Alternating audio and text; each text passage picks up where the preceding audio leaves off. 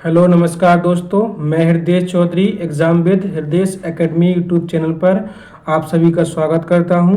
आज के इस क्लास में हम विज्ञान के अति महत्वपूर्ण प्रश्नों का अध्ययन करेंगे जो आपको सीटेट, एमपीटेट, यूपीटेट एवं अन्य राज्यों के सभी टीचिंग एवं अन्य सभी वनडे एग्जाम जैसे कि रेलवे, एसएससी एवं पटवारी जैसे सभी एग्जाम में यह क्लास आपके लिए लाभकर साबित होगी। तो चलिए बिना समय गंवाए आज की इस क्लास को शुरू करते हैं। लेकिन क्लास को शुरू करने से पहले आप सभी से गुजारिश है कि एग्जाम विद हृदय एकेडमी यूट्यूब चैनल को सब्सक्राइब कर लें ताकि क्लास का नोटिफिकेशन सबसे पहले आप तक आसानी से पहुंच सके एवं क्लास की लिंक को अपने दोस्तों को शेयर जरूर कर दें ताकि वे भी अपनी तैयारी को और अधिक मजबूत बना सकें।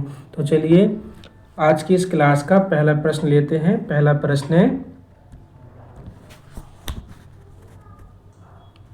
पौधों में जल का परिवहन किस ऊतक द्वारा होता है? Option A phloem, option B xylem, option C meristem, option D कॉक। इसका सही आंसर क्या होगा? तो इसका सही आंसर हो जाएगा पौधों में जल का परिवहन जाइलम ऊतक के द्वारा होता है। अगला प्रश्न है,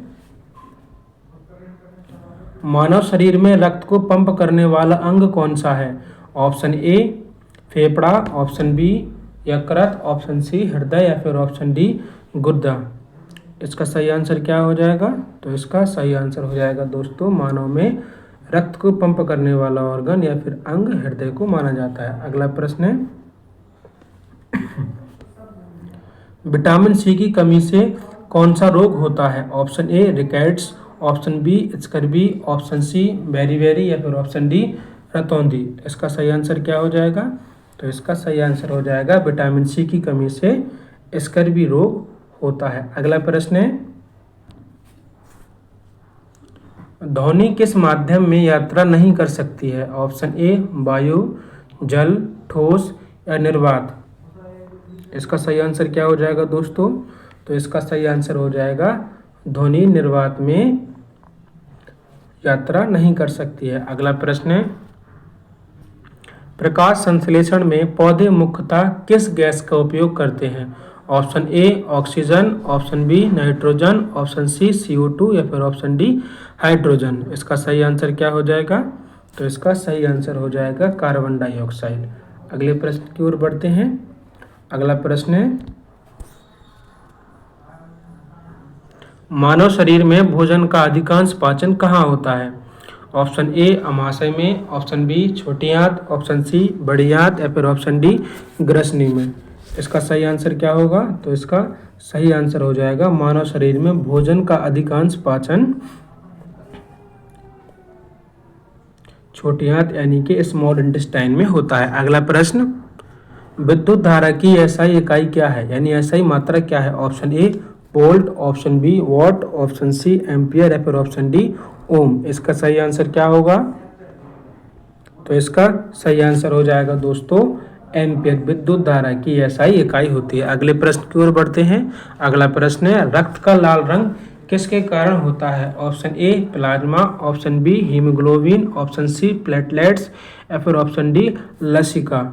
इसका सही आंसर क्या हो जाएगा? तो इसका सही आंसर हो जाएगा ऑप्शन बी अर्थात हीमोग्लोबिन के द्वारा रक्त का रंग लाल होता है। अगले प्रश्न की ओर बढ़ते हैं। जल का सामान्य क्वथनांक कितना होता है?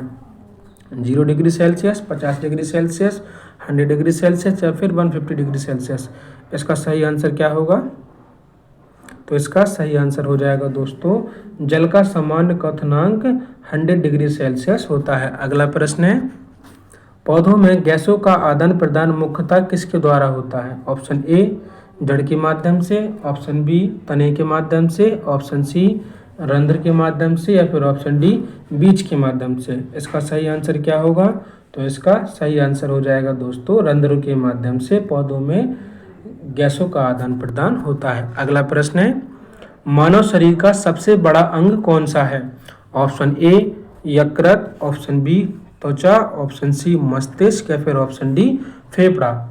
तो इसका सही आंसर हो जाएगा दोस्तों त्वचा मानव शरीर का सबसे बड़ा अंग माना जाता है। अगले प्रश्न की ओर बढ़ते हैं। अगला प्रश्न है, लोहे पर जंग लगना किस प्रकार का परिवर्तन है? ऑप्शन ए भौतिक परिवर्तन, ऑप्शन बी रासायनिक, ऑप्शन सी अस्थायी या फिर ऑप्शन डी प्रतिवर्ती परिवर्तन। इसका सही आंसर क्या हो जाएगा दोस्तों?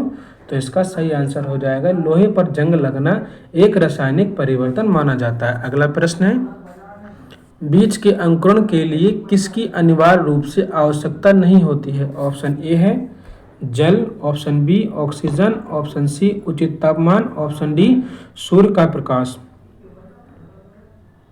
इसका सही आंसर क्या होगा? तो इसका सही आंसर हो जाएगा इसके लिए सूर्य का प्रकाश होना अनिवार्य माना जाता है। अगला प्रश्न है, पौधों में भोजन का परिवहन किसके द्वारा होता है? Option A xylem, option B phloem, option C रंध्र या फिर ऑप्शन डी जड़ रोम। अगला प्रश्न के पहले इसका सही आंसर क्या होगा? तो इसका सही आंसर हो जाएगा पौधे में भोजन का परिवहन फ्लोएम के माध्यम से होता है। अगला प्रश्न है हमारा, छाया बनने के लिए किस प्रकार की वस्तु आवश्यक है? ऑप्शन ए पारदर्शी, ऑप्शन बी अपारदर्शी, केवल चमकीली या फिर गैसीय। इसका सही आंसर क्या होगा? तो इसका सही आंसर हो जाएगा दोस्तों अपारदर्शी वस्तु की आवश्यकता है। अगले प्रश्न की ओर बढ़ते हैं। अगला प्रश्न है, वाष्पीकरण के कारण सामान्यतः क्या होता है? ऑप्शन ए गर्मी बढ़ती है, ऑप्शन बी शीतलनता होती है, ऑप्शन सी प्रकाश उत्पन्न होता है या फिर ऑप्शन डी दाब समाप्त होता है। इसका सही आंसर क्या होगा? तो इसका सही आंसर हो जाएगा शीतलन होता है। अगले प्रश्न की ओर बढ़ते हैं। अगला प्रश्न है, अम्ल का स्वाद सामान्यतः कैसा होता है?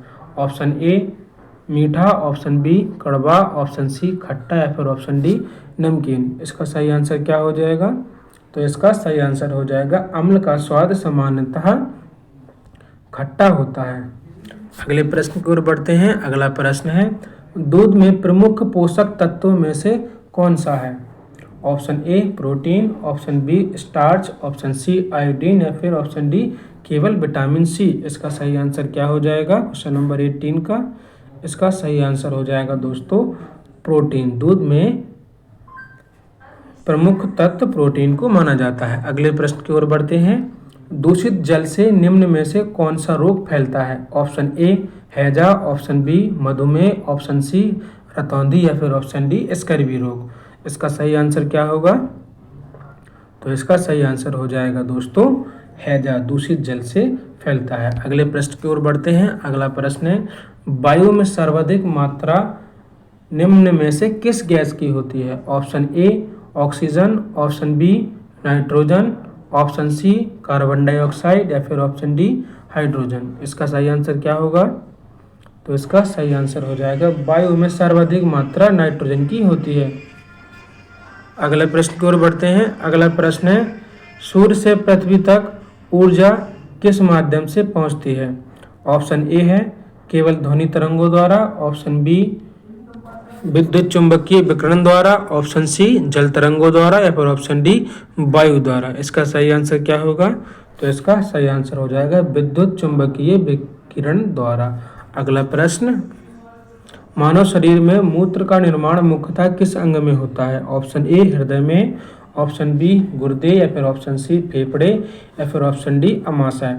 इसका सही आंसर क्या हो जाएगा? तो इसका सही आंसर हो जाएगा मानव में मूत्र का निर्माण मुख्यतः गुर्दों में होता है। अगला प्रश्न है, खाद्य श्रृंखला में हरे पौधे किस रूप में कार्य करते हैं? ऑप्शन ए उपभोक्ता के रूप में, ऑप्शन बी अपघटक, ऑप्शन सी उत्पादक या फिर ऑप्शन डी परजीवी। तो इसका सही आंसर हो जाएगा खाद्य श्रृंखला में हरे पौधे उत्पादक के रूप में काम करते हैं। अगले प्रश्न की ओर बढ़ते हैं। निम्न में से कौन सा नवीकरणीय ऊर्जा का स्रोत है? ऑप्शन ए कोयला, option B petroleum, option C सौर ऊर्जा, फिर ऑप्शन डी प्राकृतिक गैस। इसका सही आंसर क्या होगा? तो इसका सही आंसर हो जाएगा नवीकरणीय ऊर्जा स्रोत सौर ऊर्जा को माना जाता है। अगले प्रश्न की ओर बढ़ते हैं। अगला प्रश्न,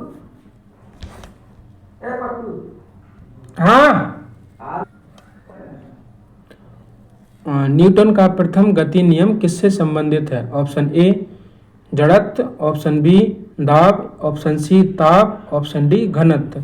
इसका सही आंसर क्या हो जाएगा? तो इसका सही आंसर हो जाएगा जड़त्व। अगले प्रश्न की ओर बढ़ते हैं। अगला प्रश्न है, मानव शरीर में ऑक्सीजन का परिवहन मुख्यतः किसके द्वारा होता है?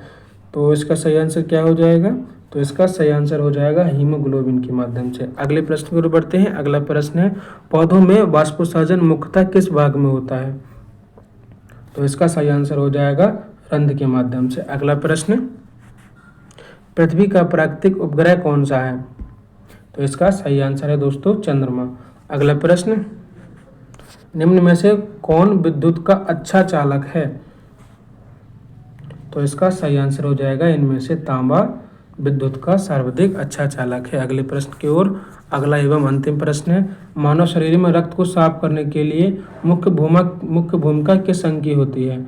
तो इसका सही आंसर हो जाएगा दोस्तों गुर्दे मानव शरीर में रक्त को साफ करने के लिए अत्यंत महत्वपूर्ण भूमिका निभाते हैं। चलिए दोस्तों, आज की इस क्लास को यहीं पर समाप्त करते हैं। क्लास को देखने के लिए आप सभी का शुक्रिया। चैनल को सब्सक्राइब जरूर कर दें। धन्यवाद दोस्तों।